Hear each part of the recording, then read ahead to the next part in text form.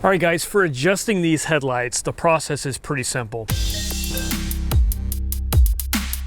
On each of these JK lights, on the, let's see, it's about the 2 o'clock position on the driver's side, and it's about the 10 o'clock position on the passenger side, there's another T15 Torx screw. That screw, when screwed in or out, will adjust the elevation of your headlight, so up or down. And let's see, if you screw in, it's going to push the headlight down.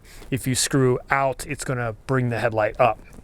That's the only adjustment you have on these JK headlights, but it's a pretty important one. And please, when you install new headlights, you need to make sure you adjust your headlights right away.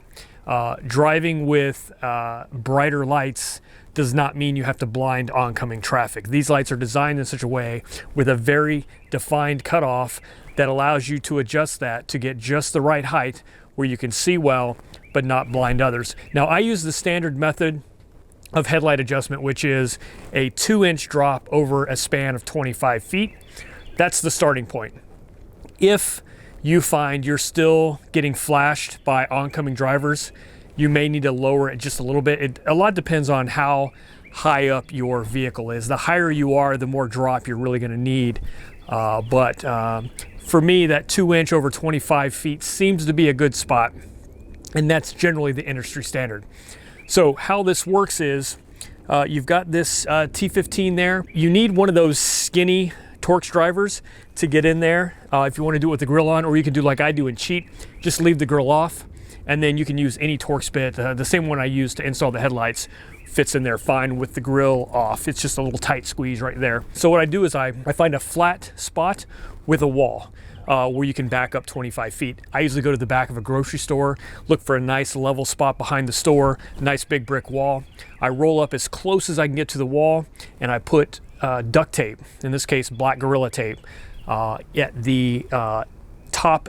The top of the tape goes at the cutoff area on each headlight, and then centered, there's that little transitional diagonal. I put that in the middle. So that's what I do. Then I roll back 25 feet, and I look at how my lights have aligned. Now in this case, I installed them and adjusted them way down so that when I drove to the grocery store 5 miles away, I wasn't blinding traffic on my way. So I wanted to err on the side of caution and rather limit my visibility than blind everybody. So I intentionally had them lower, and you see how much lower I had them.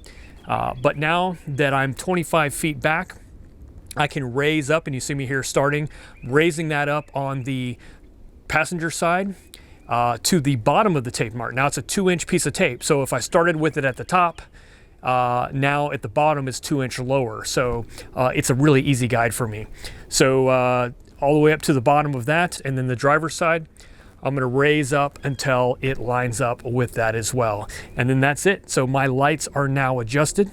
And again, I'm going to make sure that I'm cognizant of the fact that if I'm still being flashed, it means my lights are probably still a little bright, or maybe do it 3 inches over 25 feet. But just experiment and know that you got to find a starting point. But whatever you do, go adjust them at least to something. And I would recommend starting there.